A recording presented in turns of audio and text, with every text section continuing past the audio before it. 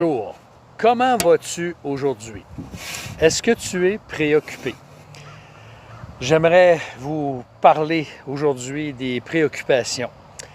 Pourquoi parler des préoccupations? C'est parce qu'on vit des jours où je pense qu'il n'y a personne qui n'est pas préoccupé avec quelque chose entourant la pandémie, entourant l'incertitude.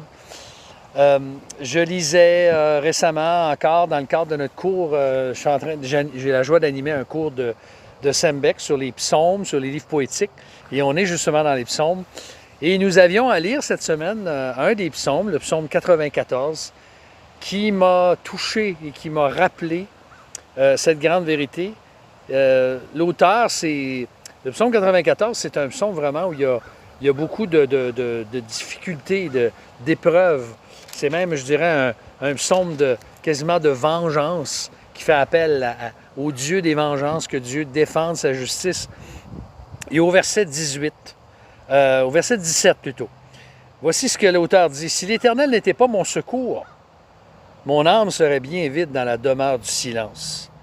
Quand je dis, mon pied chancelle, ta bienveillance éternelle me sert d'appui. » Et, verset 19, les préoccupations. « Quand une foule de préoccupations s'agite au-dedans de moi, tes consolations remplissent mon âme de délices. » Es-tu préoccupé? Tu es probablement préoccupé ces jours-ci avec toutes sortes d'incertitudes. Moi, en tout cas, je suis préoccupé. Je suis préoccupé dans le cadre de notre étude hier soir, une étude biblique. Une sœur nous partageait combien beaucoup de gens qui travaillent dans le milieu de la santé en ce moment sont épuisés, sont fatigués, sont rendus au bout du rouleau.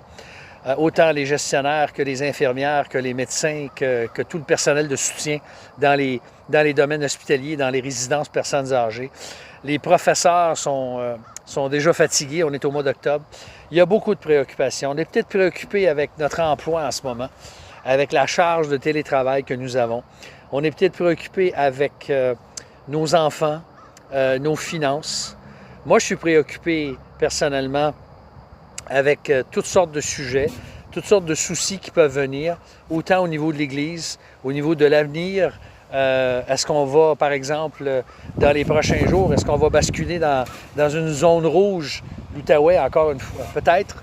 Est-ce qu'on va sortir de cette pandémie à un moment donné? Qu'est-ce qui va arriver? Est-ce que l'arrivée d'un vaccin, ça va prendre beaucoup de temps?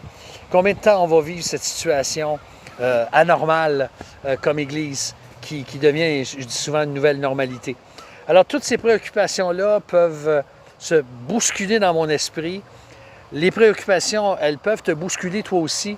Mais qu'est-ce qu'on fait avec? Eh bien, j'aime ce que l'auteur dit. Il dit que la parole de Dieu fait ses délices. Et je pense que l'antidote à toutes nos préoccupations, peu importe ce qu'elles sont, c'est vraiment de s'appuyer sur Dieu, de chercher sa face et de lui faire confiance, de croire au secours de Dieu, comme il dit. Ta bienveillance éternelle me sert d'appui. Tes consolations remplissent mon âme de délices. C'est ce que j'ai à faire lorsque beaucoup de préoccupations se bousculent dans mon esprit. Elles s'agitent. Alors, frères et sœurs, peu importe ce qui vous préoccupe en ce moment, j'aimerais vous encourager à vous accrocher au Seigneur, à ne pas lâcher, à lui faire confiance. Dieu est toujours assis sur son trône. Dieu n'est pas surpris par ce qui se passe. Dieu n'est pas dérangé par ce qui se passe.